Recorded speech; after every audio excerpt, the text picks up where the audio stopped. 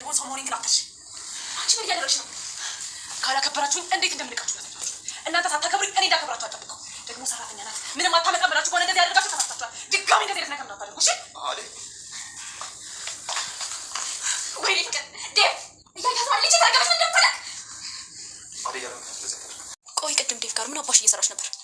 እሱ የግል ህይወታችን ነው። አንቺ ነው የመለከትሽ። አንቺ ደግሞ ምን አባሽ ነው ከዴቭ ጋር የግል ህይወት የሚኖርሽ? ፍቅር ፍቅር ምን እያለሽ ነው? ፍቅር አታያትም እንዴት እንደሚያደርጋት? ፍቅር አሁን አትጨቃጭቂ። እዚህ ቤት መምጣት እንደስጠለኝ ለምን ልታረጊ? አንተ እዚህ ቤት መምጣት አስጠላህ አይደለ? እኔ ደግሞ የምኖረው እዚህ ቤት ውስጥ ነው። ቆይ እንዴት ይህን ስቃት ትረዳኝ? አንተ ኃላፊነት ከመወጣት ካቃተ እማዬ ትምጣ፣ ሁሉንም ነገር ለሷ አስረዳታለሁ። ትሰሚያለሽ ፍቅር፣ ከአንቺ ጋር ሌላ ወሬ ማውራት አልፈልግም። ሂጂ ግቢ። እማዬ ስለዚህ ነገር ትስማና ከአንቺ ጋር መጨረሻችን ነው የሚሆነው። እሺ ነግሬሻለሁ። ሂጂ ውጪ አሁን። እስቲ አንዴ እንኳን ስማኝ። ምንድን ነው የምሰማሽ? ንገረኛ። ምንድን ነው የምሰማሽ? ትሰሚያለሽ? ከዚህ በኋላ አዴም በግፍ አይንሽ እንኳን እንዳት አልፈልግም። ሂጂ ውጪ አሁን። ሂጂ ውጪ። ባርኮት በጣም ነው የማመሰግነው።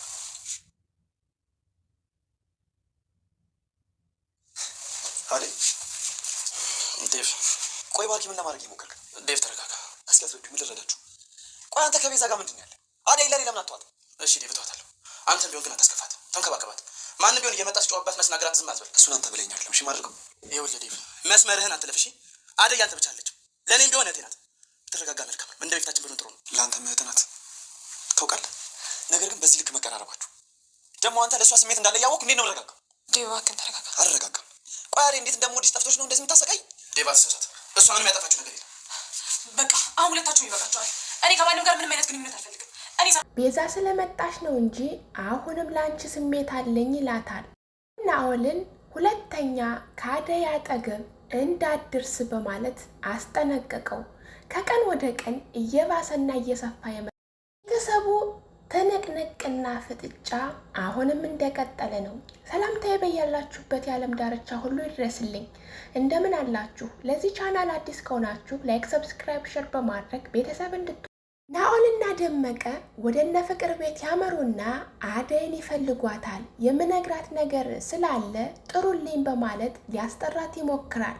ከአደይ ሳይደርስ ዴቭ ስለነበረ ወደ እነሱ ያመራና ለምንድን ነው የምትፈልጓት? ሁለተኛ ከእሷ ጋር እንዳላይህ ብያል ነበር በማለት ያስጠነቅቀዋል።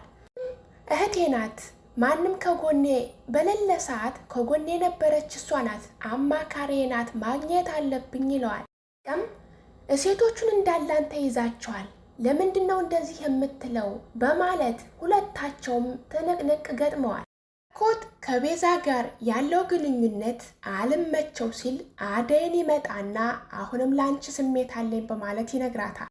ጥሎም ባርኮት ዴቭ በጣም ይወድሻል፣ አይጎዳሽም፣ ከሱ ጋር ሁኜ በማለት ይነግራታል። እሷ ግን አንተም ብለኸኝ ነበረ፣ ስለዚህ እሱም ይጎዳኛል፣ ማንንም አላምን፣ በአንተ የተነሳ ብዙ ነገር ተምሬያለሁ በማለት ትነግረዋለች።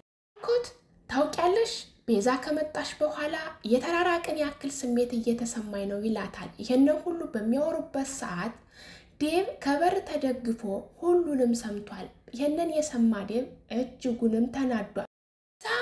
ከኋላው ትመጣና ዴቭ ምን እያረክ ነው በማለት ጠይቀዋለች። ይሄ ባልሽ ነዋ በማለት ወደ ውስጥም ተያይዘው ገብተዋል። ምንድነው ያልካት? እኔ በጣም ነው ማዝነው እና ቤዛ በአደይና በባርኮት እጅጉን ተናደዋል።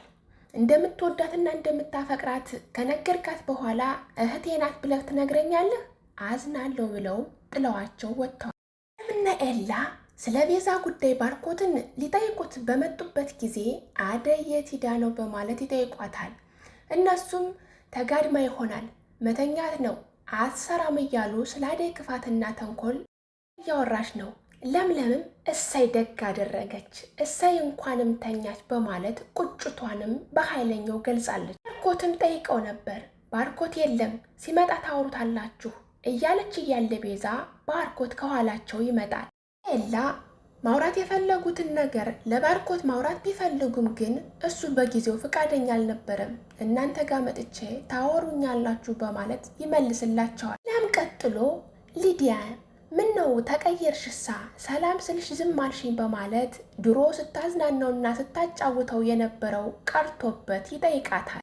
እኔ እኮ ሰላም ስትለኝ ሰላምታን መልሻለሁ፣ አንተም የምትፈልገው ይሄንን ነበር ትለዋለች። ፍቅርን በቦታው ስለነበረች አሁን ደግሞ ተራው የናኦል ነው ማለት ትገልጽለታለች። አንቺም ከናኦል ጋር ተጣልተሽ ከሆነ ላስታርቅሽ። አይ እንደዛ ማለት አይደለም ግን መጨረሻሽ ያሳስበኛል ትላለች ፍቅር። ከክፍሏ ሆና እጅጉን ተጨንቃለች። እኔ አንገቴን ደፍቼ ሰርቼ ቤተሰቦችንና እኔን ማስተዳደር አልቻልኩም፣ እዚህ ቤት መውጣት አለብኝ ማለት ለለምለም ትነግራታለች። ምነው የተፈጠረ ነገር አለ ወይ ብላ ብትጠይቃትም ባርኮትና ከዴብ መሃል መኖር አልፈልግም፣ መውጣት አለብኝ፣ እቴቴ ትምጣና ቤቱን አስረክቤ እወጣለሁ በማለት ትመልስላታለች። ምን ማለት ነው? ባርኮት ቤዛ ስለመጣች ነው እንጂ ከአንቺ ጋር ያለኝ ስሜት አሁንም እንደቀጠለ ነው ይለኛል ያላት